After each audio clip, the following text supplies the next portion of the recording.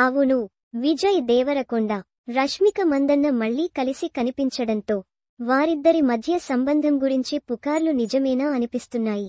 వీరు ఇద్దరూ కలిసి చాలా సినిమాల్లో నటించారు.